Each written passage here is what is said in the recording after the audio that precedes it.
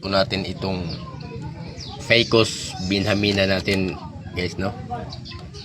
So ditong lugar na ito guys, dito po ako mag-ICU dahil hindi po ito matatama ng araw dito kasi malilim talaga. Nasa likod to ng bahay namin. So ito ay Phaeacus Binhamina.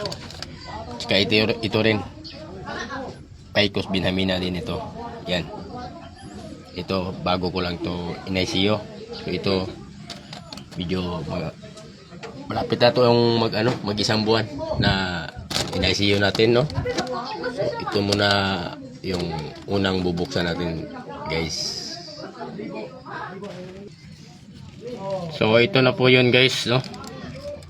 So hintay lang po tayo saglit mga master dahil ito po ay bubuksan na po natin,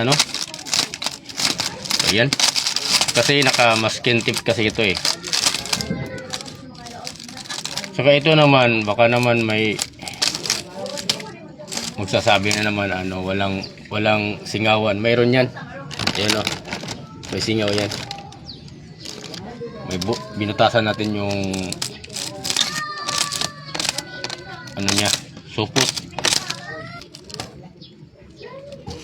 So ito na po yun guys, no? So ito po ay bubuksan na po natin ito. Ito po ay Phaeacus Binhamina. Ano po kasi ito eh. Dalawang trunk ito. Yan. So ito na po 'yon. So ayan kung makikita po natin yan, dalawang trunk po yan. Ayan. So ayos.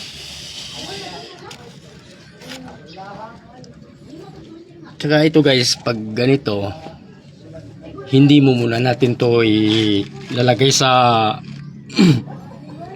yung maaraw, yung matatamaan ng araw kasi hindi pa talaga to pwedeng matamaan ng araw.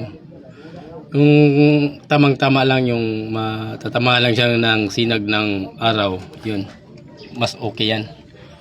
Hindi mo muna natin to ilalabas kasi hindi pa siya gaanong baka biglang magdadry yung parting katawan niya, so ganyan po talaga tayo mag-ICU ng halaman mga master, so yan yun yung musbong.